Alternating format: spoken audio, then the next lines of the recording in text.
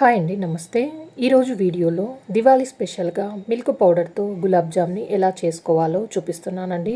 గులాబ్ జామ్ చేసేటప్పుడు క్రాక్స్ రావడం, అలాగే పాకంలో వేసిన తర్వాత మెత్తగా అవడం లాంటివి జరుగుతుంటాయి కదా. అలా కాకుండా నేను చెప్పే టిప్స్ పాటించి చేస్తే పర్ఫెక్ట్గా గులాబ్ జామ్ని ప్రిపేర్ చేసుకోవచ్చు. ఈ వీడియోని పూర్తిగా మీరు కూడా చూస్తే గులాబ్ జామ్ని పర్ఫెక్ట్గా చేసుకోగలుగుతారు. ముందుగా గులాబ్ జామ్ చేయడానికి నాన్ స్టిక్ కడాయిలోకి 1 కప్పు వరకు పాలను తీసుకుంటున్నాను. దీంట్లోనే 1.5 కప్పు వరకు మిల్క్ పౌడర్ని వేసుకోవాలి.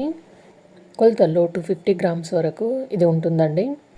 మిల్క్ పౌడర్ పాలల్లో బాగా కలిసేటట్టుగా కలుపుకోవాలి. ఇలా కొంచెం ఎక్కువ ఉండలు కాకుండా కొంచెం ఇలా ఉండలున్నా కూడా మనం స్టవ్ పైన పెట్టి ఉడికించేటప్పుడు అవి మొత్తం పోతాయండి. ఇలా కలిపిన తర్వాత ఈ కడాయిని స్టవ్ పైన పెట్టి దీంట్లో 1 టేబుల్ స్పూన్ వరకు రవ్వను వేసుకోవాలి. ఈ ఉప్మా రవ్వ వేసిన తర్వాత 1/2 టేబుల్ స్పూన్ వరకు షుగర్ని వేసుకుంటున్నానండి. షుగర్ వేసుకోవడం వల్ల మనం చేసే గులాబ్ జాములు మంచి కలర్ వస్తాయి. అలాగే రవ్వ వేసుకోవడం వల్ల ఇవి సాఫ్ట్గా కూడా ఉంటాయండి. ఇలా దీన్ని బాగా మరిగించుకున్న తర్వాత ఒక 5 నిమిషాల వరకు ఇలా దగ్గర పడింది.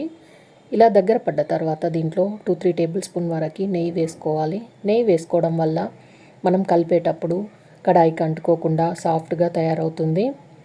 ఇప్పుడు దీన్ని ఒక 2-3 నిమిషాల పాటు కలుపుకుంటూ సాఫ్ట్గా అయ్యే వరకు ఇలా బాగా కలుపుకోవాలి.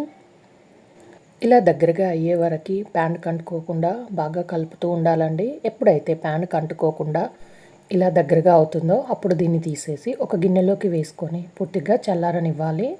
ఇవి చల్లారేలోపు స్టవ్ మీద ప్యాన్ పెట్టుకొని దీంట్లో 1.5 కప్పు వరకు షుగర్ని తీసుకుంటున్నాను. ఎందుకంటే 1.5 కప్పు వరకు మిల్క్ పౌడర్కి 1.5 కప్పు షుగర్ కరెక్ట్గా సరిపోతుందండి. అలాగే 1.5 కప్పు నీళ్ళను కూడా తీసుకోవాలి. ఇలా అన్నీ ఒకే కొలతతో తీసుకున్న తర్వాత షుగర్ కరిగే వరకు కలుపుకుంటూ కరిగించుకోవాలండి.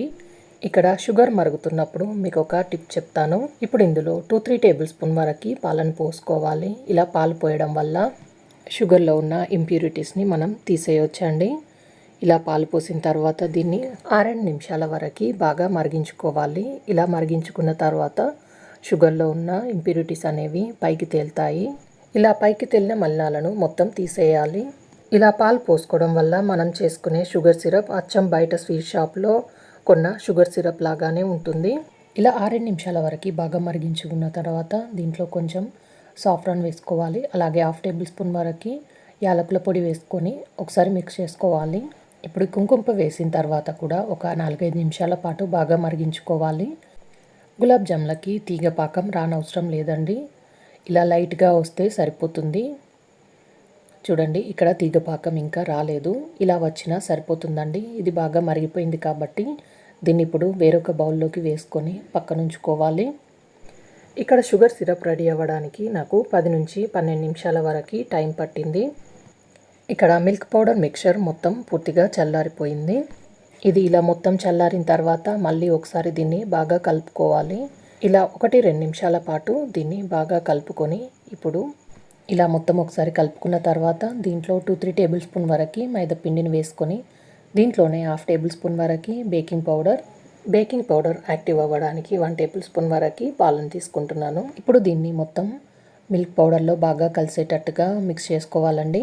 ఇందులో ఇలా బేకింగ్ పౌడర్ వేయడం వల్ల మనం చేసే గులాబ్ జాములు బాగా పొంగుతాయండి.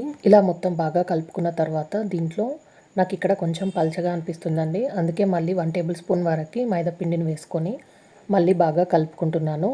ఇలా మైదా పిండి వేసి సాఫ్ట్ పిండి ముద్దలాగా అయ్యే వరకు కలుపుకోవాలండి. ఇలా కలిపిన తర్వాత ఇప్పుడు దీన్ని చిన్న చిన్న బాల్స్ లాగా చేసుకోవాలి. చేతికి నెయ్యిని కానీ నూనెని కానీ అప్లై చేసుకొని చిన్న చిన్న బాల్స్ లాగా క్రాక్స్ లేకుండా చేసుకోవాలండి. చూడండి, ఇలా సాఫ్ట్ బాల్ లాగా చేసుకొని ఒక ప్లేట్లోకి పెట్టుకొని మిగతా పిండిని కూడా మొత్తం బాల్స్ లాగా చేసుకొని తీసుకున్నానండి. వీటిని ఫ్రై చేసుకొని తీసుకోవాలి. ఇప్పుడు స్టవ్ మీద డీప్ ఫ్రైకి సరిపడా ఆయిల్ తీసుకొని ఆయిల్ వేడైన తర్వాత ఒకసారి ఇలా కలుపుకుంటే మనం వేసే గులాబ్ జాములు అంటుకోకుండా ఉంటాయండి. లైట్గా వేడైన తర్వాత ఒక గులాబ్ జామ్ని వేసి చూస్తున్నానండి. వేసిన గులాబ్ జామ్ క్రాక్స్ లేకుండా పర్ఫెక్ట్గా వస్తే మిగతా వాటిని కూడా వేసుకొని ఫ్రై చేసుకోవాలి.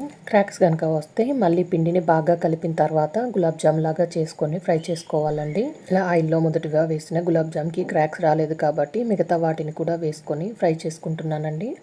ఆయిల్లో మరీ ఎక్కువగా కాకుండా కొన్ని వేసుకొని మంటని లో ఫ్లేమ్లో ఉంచి వేసిన తర్వాత వెంటనే కలపకుండా ఒక 2 నిమిషాల పాటు అలాగే ఉంచి తర్వాత ఇలా తిప్పుకుంటూ గులాబ్ జామున్ ఈవెన్గా మంచి కలర్లోకి వచ్చేంత వరకు ఫ్రై చేయాలి. ఇలా లో ఫ్లేమ్లో ఫ్రై చేసుకోవడం వల్ల గులాబ్ జామున్ లోపలి వరకు చక్కగా ఫ్రై అవుతుందండి. ఇలా మంచి కలర్లోకి వచ్చే వరకు వీటిని ఫ్రై చేసుకొని ఆయిల్లో నుండి తీసేయాలి. నాకైతే ఇక్కడ ఒక 10-15 నిమిషాల వరకు టైం పట్టిందండి ఇవి బాగా ఫ్రై అవ్వడానికి. ఇలా మొత్తం అన్నిటినీ తీసేసి మిగతా గులాబ్ జామ్ని కూడా మంటని లో ఫ్లేమ్లోనే ఉంచి ఇలాగే ఫ్రై చేసుకొని తీసుకోవాలి. ముందుగా ఫ్రై చేసుకున్న గులాబ్ జామున్ని గోరువెచ్చని పాకంలోకి వేసుకోవాలండి. ఒకవేళ పాకం చల్లారితే కొంచెం వేడి చేసి ముందుగా ఫ్రై చేసుకున్న గులాబ్ జామున్ని వేడివేడిగా వేసుకొని ఒకసారి ఇలా మొత్తం మిక్స్ చేసుకోవాలి.